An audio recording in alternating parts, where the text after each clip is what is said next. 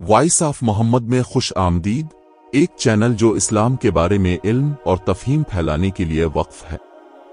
آج کا موضوع حلالہ ہے، ایک ایسا موضوع جو اکثر غلط فہمی اور تنازعات میں گھرا رہتا ہے۔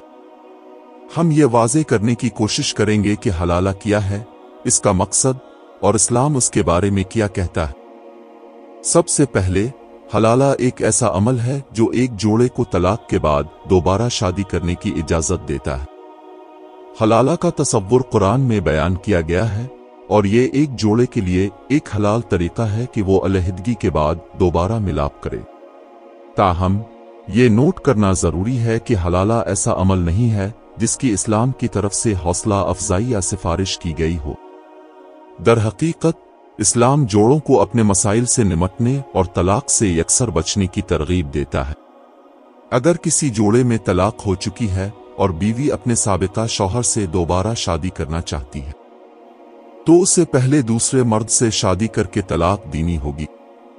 اس دوسری شادی اور طلاق کا مطلب حقیقی رشتہ نہیں ہے، بلکہ ایک عارضی انتظام ہے جو جوڑے کو دوبارہ شادی کرنے کی اجازت دیتا ہے۔ دوسری شادی ختم ہونے کے بعد بیوی کو اپنے پہلے شوہر سے دوبارہ شادی کرنے کی اجازت ہے۔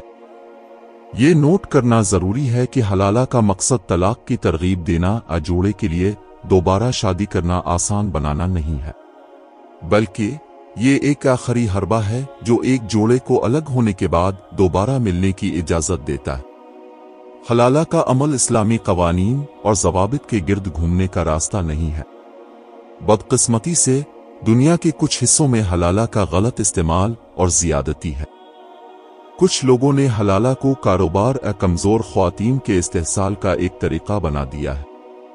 یہ نہ صرف اسلامی تعلیمات کے خلاف ہے بلکہ انسانی حقوق کی بھی خلاف ورزی ہے۔ حلالہ اسلام میں ایک غلط تصور ہے۔ یہ ایک قانونی عمل ہے جو ایک جوڑے کو طلاق دینے کے بعد دوبارہ شادی کرنے کی اجازت دیتا ہے، لیکن اس کی حوصلہ افزائی یا سفارش نہیں کی جاتی ہے۔ حلالہ کا مقصد جوڑے کو دوبارہ ملانا ہے، نہ کہ طلاق کی ترغیب دینا یا ان کے لیے دوبارہ شادی کرنا آسان بنانا۔ حلالہ کی اصل نوعیت کو سمجھنا اور اس کے غلط استعمال سے بچنا ضروری ہے۔ وائس آف محمد دیکھنے کا شکریہ۔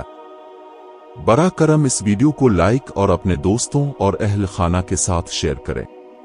اگر آپ کے کوئی سوالات ہیں تو ہم ان کا جواب دینے کی پوری کوشش کریں گے۔